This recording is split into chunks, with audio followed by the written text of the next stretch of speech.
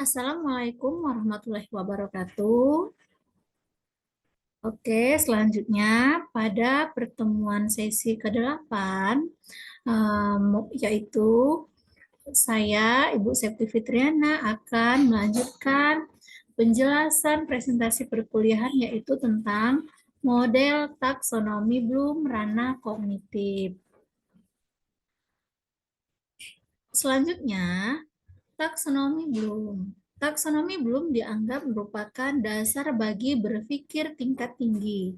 Menurut Vohel, kemampuan yang melibatkan analisis, evaluasi, dan mengkreasi merupakan kemampuan berpikir tingkat tinggi dalam Julistiawati dan Berta. Sedangkan menurut para ahli taksonomi Bloom, konsep taksonomi Bloom ini dikenalkan oleh seorang pakar ya yang bernama Benjamin S. Bloom. Benjamin S. Bloom ini seorang psikolog pada bidang pendidikan bersama kawan-kawannya pada tahun 1956.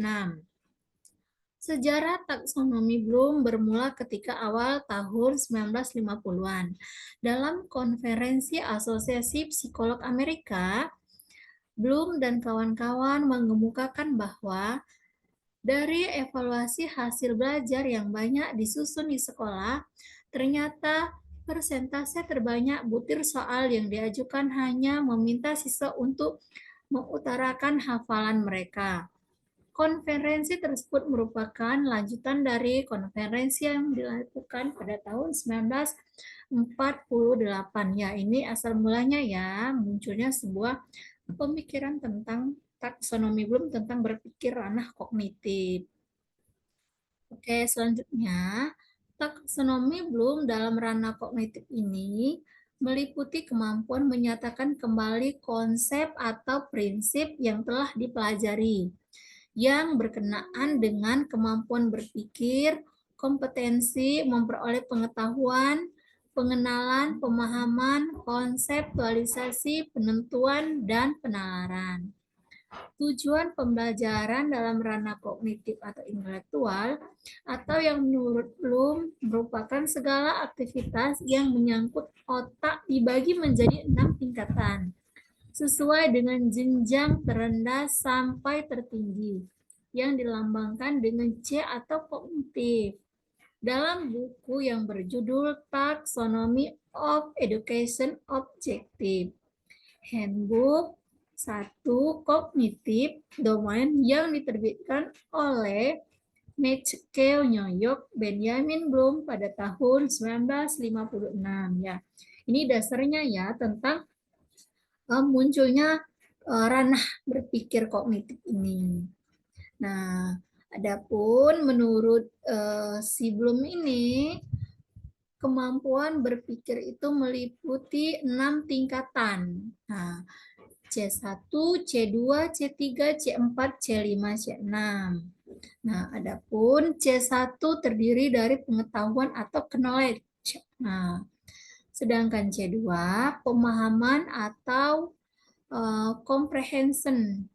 C3-nya penerapan atau aplikasi, C4-nya analisis, C5-nya sintesis, C6-nya evaluasi. Ada 6 ya konsep taksonomi Bloom tentang ranah berpikir kognitif ini.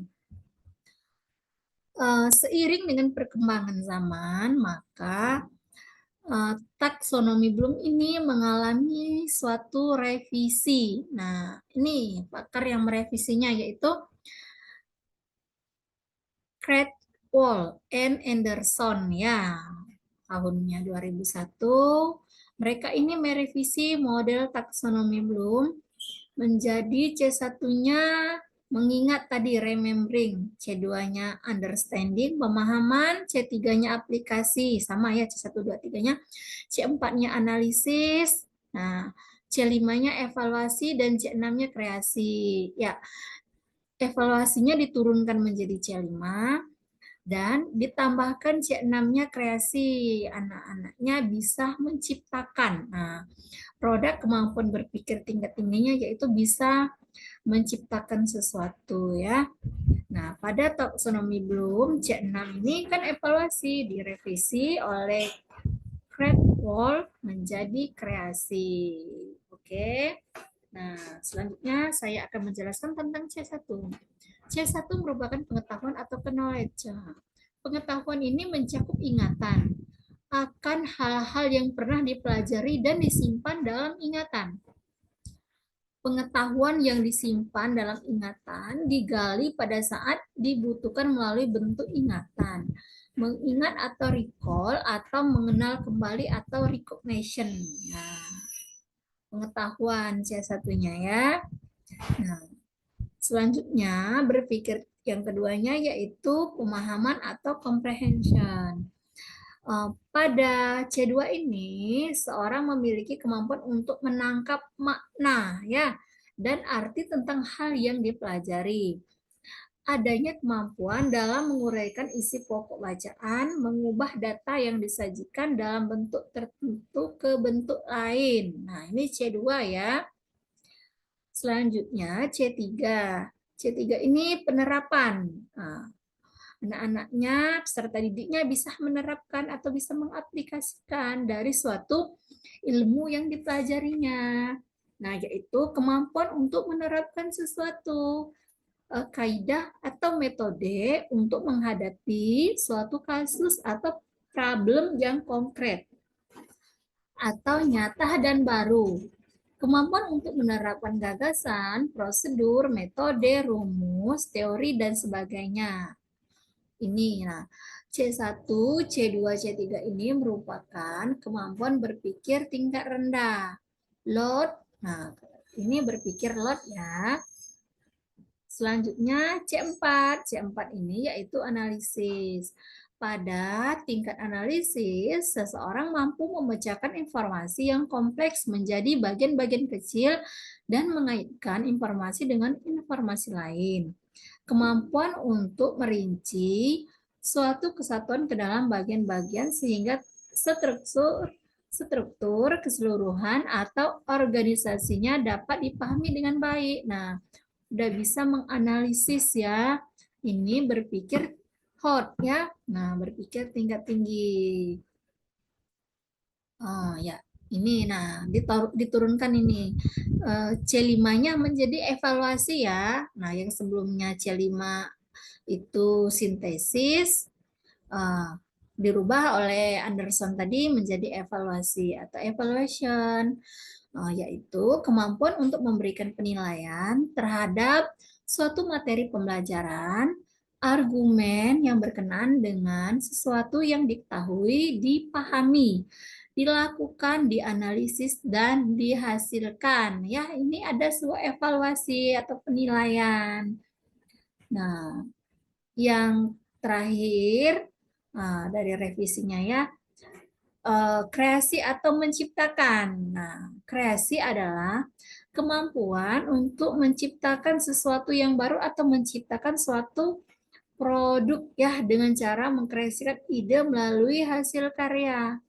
Nah, adanya hasil karya atau sebuah ciptaan ini merupakan kemampuan berpikir tingkat tinggi. Ini tadi ya revisinya ya. Catrol dan Anderson 2001 tadi. Nah, yang merevisi level taxonomy belum menjadi tadi remembering, understanding, applying, analyzing, evaluating, and creating. Ya.